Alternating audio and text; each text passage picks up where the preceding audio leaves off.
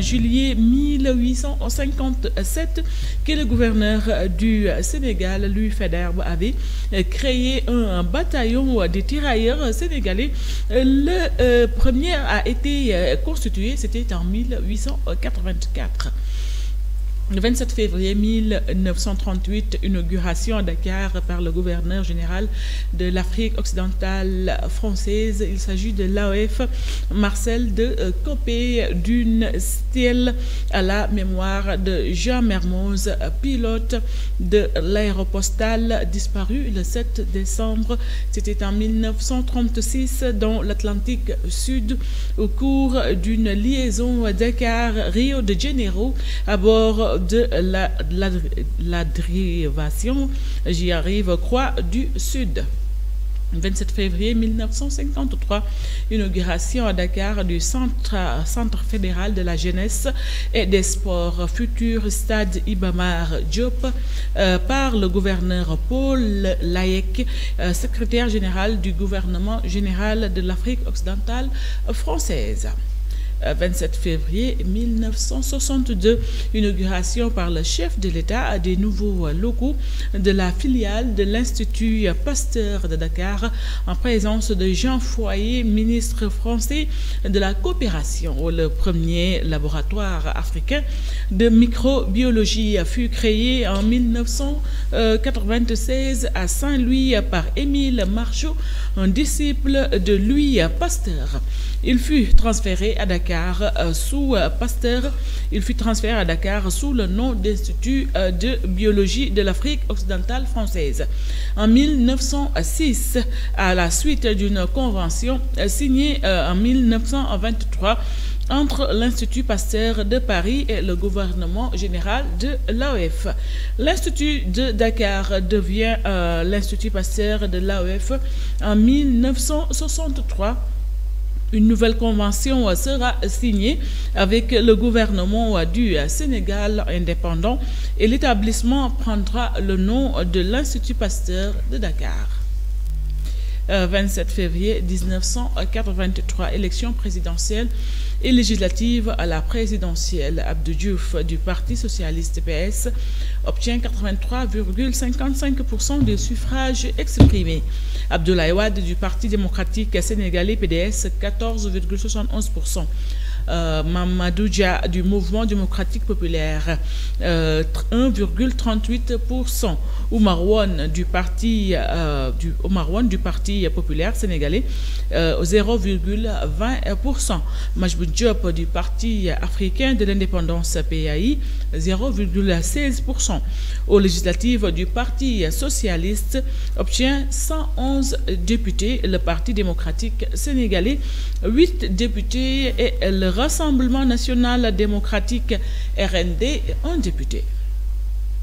27 février 1984, visite au Sénégal de leur Altesse impérative le prince Akihito, de la princesse Michikito du Japon, fils de l'empereur Hirohiko et de l'impératrice Nagako. Le prince Akihito sera empereur du Japon du 7 janvier 1989 à son abdication le 30 avril 2019 en faveur de son fils aîné Naruhito. Le Japon et le Sénégal entretiennent des relations diplomatiques depuis le 4 octobre.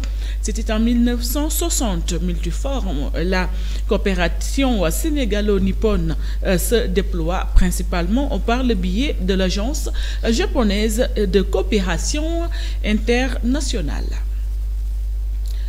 27 février 2000, premier tour de l'élection présidentielle. Abdou Diouf, candidat sortant du Parti socialiste PS, obtient 41,33% des suffrages exprimés.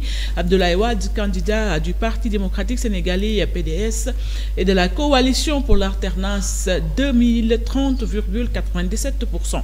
Moustapha Niasse de l'Alliance des forces de progrès AFP oui, à 16,76%. Djibo Leyti Ka de l'Union pour le renouveau démocratique URD, 7,09%. Iba Der Thiam de la Convention des démocrates et des patriotes CDP Garab Gui, 1,20%. Ousseynou Fall du Parti républicain sénégalais, 1,12%. Cheikh Abdoulaye Dièye du Front pour la socialiste et la démocratie, FSD Benno Djubal, 0,97%. Mademba Sok du Front pour une alternance populaire, 0,56%. Pour la première fois, le scrutin connaîtra le scrutin connaîtra un deuxième tour le 19 mars 2000 qui verra la victoire d'Abdoulaye Wade avec 58,49% devant Abdou Diouf qui n'aura totalisé que 41,51% des suffrages exprimés.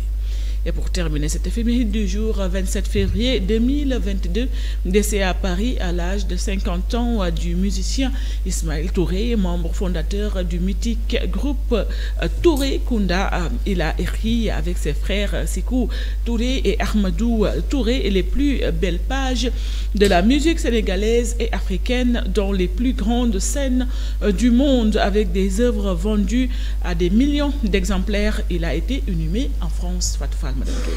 Merci beaucoup Marie Sarr bàyyi ma def tonton Fallou mu jël ko neex rek. dinaa jël ñaar. benn ci politique bi benn ci musique bi. ma dooree ko ci Touré Kunda. Touré Kunda dafa yàgg jox satisfaction réew mi sur le plan musical. muy rythme bi nga xam ne moom lañ doon wéy mais aussi sur le plan culturel jàpp naa ne ci ñi nga xam ne ñoo njëkk a vendre suñu culture à l'extérieur ba pare imposé wu ci.